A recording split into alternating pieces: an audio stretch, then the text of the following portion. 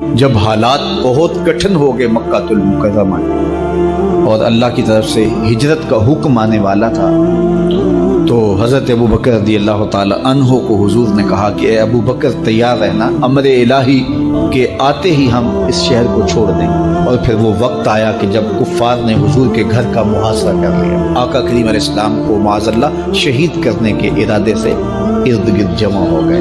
آقا کریم علیہ السلام نے ہاتھ میں خاک پکڑی اور سورہ یاسین پڑھتے ہوئے ان کی آنکھوں میں جھونکتے ہوئے حضور گزر گئے اور انہیں پتہ بھی نہ چلا، اور وہ مکان کا محاصرہ کیے ساری رات کھڑے رہے۔ صبح بستر سے حضرت علی المرتضیٰ اٹھے، اللہ اکبر۔ تو آقا کریم علیہ السلام نکل گئے اور حضرت ابوبکر صدیق کے گھر تشریف لے گئے۔ اب دروازے کو دستک دینے لگے تو آواز آئی، حضور میں حاضر ہوں۔ حضرت ابوبکر صدیق تیار کھڑے تھے، تو کہا ابوبکر تم تیار ہو؟ کہا حضور آپ نے کہا نہیں تھا کہ تیار رہنا، کبھی ہجرت کا حکم آ سکتا ہے، تو میں تو اس دن سے ہی تیار رہتا ہوں کہ کب حضور آئیں اور جو فرمائیں میں وہی کروں۔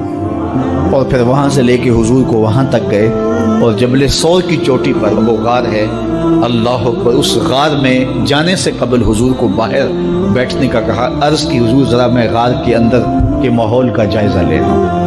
غار کے اندر اترے، پہلے اس کو صاف کیا غار کو، پھر دیکھا جگہ جگہ سوراخ تھے، تو اپنا امامہ پھاڑ کے قمیض اتار کے اس کے ٹکڑے کر کے ان سوراخوں میں کپڑا دے دیا۔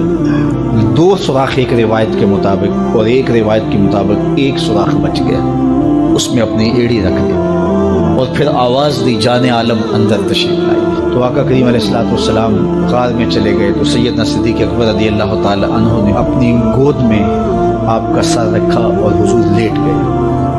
اللہ اکبر، کیا منظر ہوگا!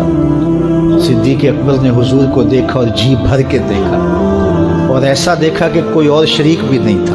یہ واقعہ حضرت سیدنا عمر سے روایت ہے، کتب صحاح میں ہے، اور حضرت عمر رضی اللہ تعالی عنہ یہ بات بیان کرتے ہوئے رو پڑے، اور آپ کہا کرتے تھے کہ ابو بکر یہ غار والی نیکی مجھے دے دیں اور میری ساری زندگی کی نیکیاں دے دیں۔ اللہ اکبر۔ تو حضور علیہ السلام حضرت ابو بکر صدیق کی آغوش میں ہیں۔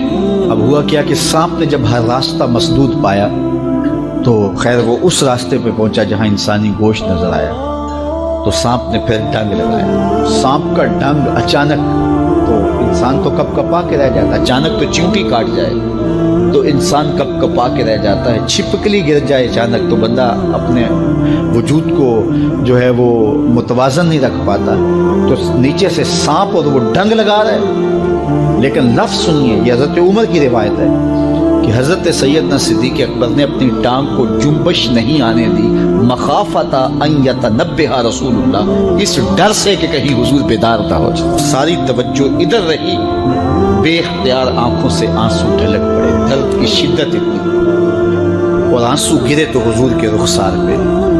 آقا کریم بیدار ہو گئے۔ بیدار ہوتے ہی میرے حضور نے کہا، مالک یا ابا بکر، ابو بکر کیا ہوا؟ تو یہ ہوتی ہے ہنگامی صورتحال۔ ہنگامی صورتحال میں کسی کو پکاریں یا کسی کو کوئی جواب دیں تو مروجہ آداب کی رعایت کے ساتھ جو لفظ بولے جاتے ہیں وہ ترک کرنے پڑتے ہیں۔ اس مائک میں کرنٹ تھا تو میں قریب ہونے لگا، تو آپ نے مجھے متنبہ کرنا تھا، تو میرے ساتھ آپ بہت پیار کرتے ہیں، بہت محبت کرتے ہیں، تو آپ نے اگر مجھے یہ بتانا ہو کہ اس میں کرنٹ ہے اور اگر آپ نے منہ قریب کر لیا تو آپ کو نقصان پہنچ سکتا ہے، تو میرے نام کے ساتھ 20 القاب لیں گے آپ؟ نہیں لیں گے۔ آپ جلدی جلدی جو ہے وہ مجھے کہیں گے جناب یہاں کرنٹ ہے، تو میں یہی ضرور جاؤں۔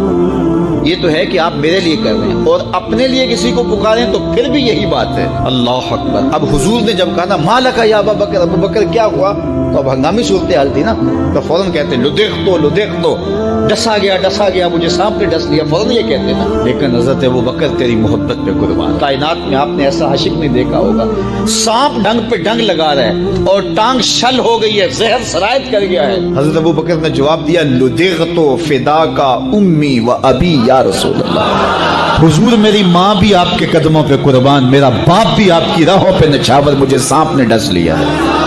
تو اس مشکل وقت کے اندر بھی ادب کا کرینہ نہیں چھوڑا۔ جب معراج کا واقعہ ہوا تو یہ بہت عجیب و غریب واقعہ تھا۔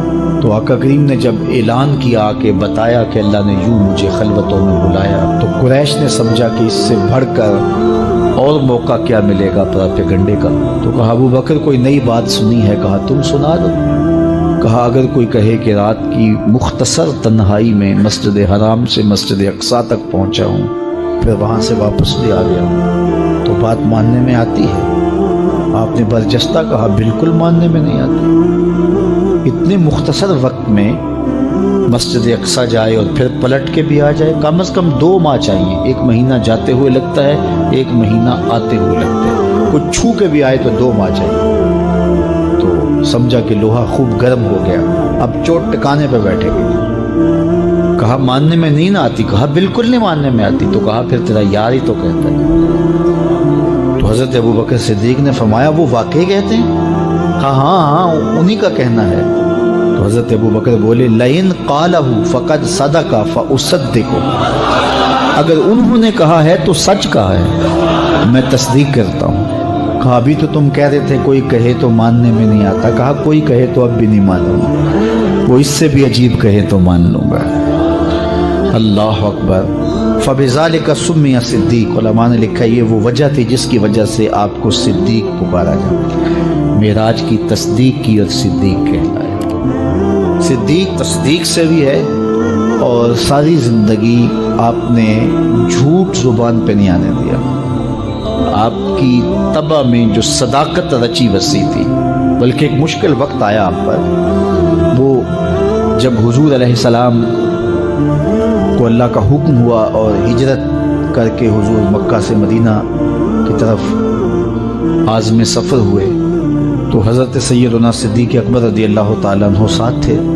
مکہ المکرمہ سے جو مدینہ المنورہ ہے وہ شمال کی جانب ہے، اور غار ثور مکہ المکرمہ سے جنوب کی سمت ہے۔ تو آقا کریم علیہ السلام نے سفر کرنا تھا مدینہ شریف کا، تو شمال کی سمت نہیں گئے بلکہ وہاں سے سفر جنوب کی جانب کیا، اور پھر وہاں سے حضور جو ہے وہ 3 دن گزارنے کے بعد مدینہ المنورہ کی جانب روانہ ہوئے۔ یہ سارے ادھر ڈھونڈتے تھکتے رہے اور حضور وہاں آرام کرتے رہے، اور 3 دن کے بعد جب ڈھونڈ کے ان کو کچھ نہ ملا تو آقا کریم وہاں سے نکلے اور سیدھا مدینہ المنورہ کی جانب عازم سفر ہوئے۔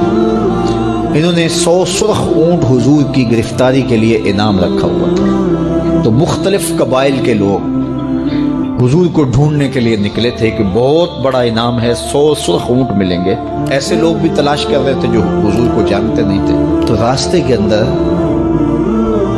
حضرت ابو بکر صدیق سے کوئی شخص ملا اور اسے شک پڑا کہ جن کو میں ڈھونڈ رہا ہوں کہ وہ کہیں یہی نہ ہو۔ تو اس نے حضرت ابو بکر صدیق سے پوچھا آپ کا نام؟ تو انہوں نے کہا میرا نام عبداللہ ہے، ابو بکر ہوں۔ تو اس نے پھر حضور کا پوچھا۔ اب حضور کو وہ ڈھونڈ رہے ہیں۔ آج امتحان آیا نا، صدیق اکبر کی صداقت کا امتحان آ گیا اور عشق کا امتحان آ گیا۔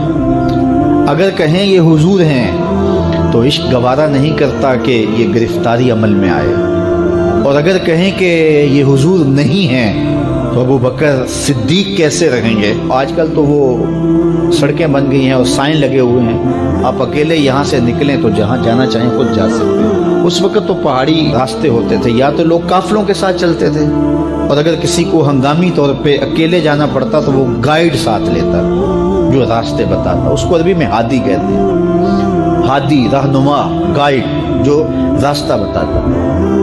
تو حضرت ابو بکر صدیق سے اس نے پوچھا یہ کون ہے آپ کے ساتھ؟ تو حضرت ابو بکر صدیق بولے ھذا ہادی یہدینی الی صراط المستقیم، یہ میرا ہادی ہے جو مجھے سیدھی راہ پہ چلا رہا ہے۔